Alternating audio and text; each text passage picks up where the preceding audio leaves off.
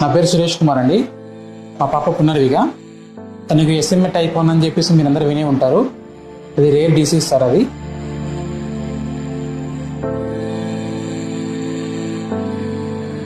దానికోసం మేము crowd funding నుంచి అమౌంట్ కలెక్ట్ చేసి అందరు సపోర్ట్ తీసుకొని విన్నారు కదండి.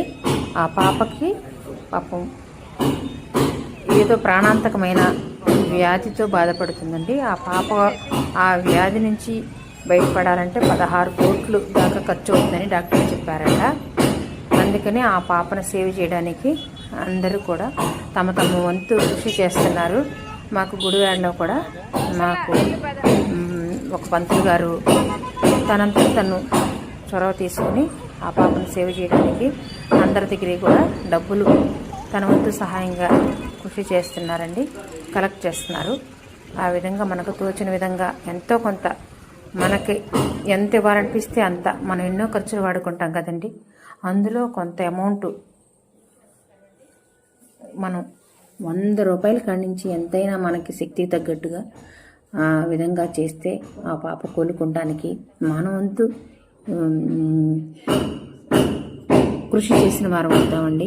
మన ఖర్చుల్లో 200 రూపాయలని ఎంతైనా సరే మనకు తగ్గట్టుగా మనం చేస్తే ఆ పాపను రక్షించుకోగలుగుతాం.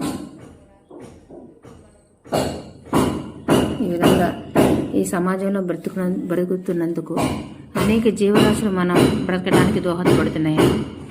ఏమీ తెలియని మూగజీవాలే మనం జీవనానికి దోహదపడుతుంటే అన్నీ తెలిసినటువంటి మానవ జన్మలో ఉన్న మనం ఎవరికైనా ఆపదొస్తే మన వంతు సహాయంగా ఇంతని అమౌంట్ ఏమీ లేదండి, ఇంతే కట్టాలనేది మన వంతు సహాయంగా ఏదో ఉడతా భక్తి అన్నట్టుగా ఎంతైనా సరే మన వంతు సహాయం చేస్తే ఆ పిల్ల ప్రాణాలని సేవ్ చేసిన వాడు అవుతామండి. ఆ పిల్ల బ్రతకటానికి మనం ఒక చేయూతనిచ్చినట్టుగా మనకి సంతృప్తి అనేది మిగులుతుంది మానవ జన్మెత్తినందుకు.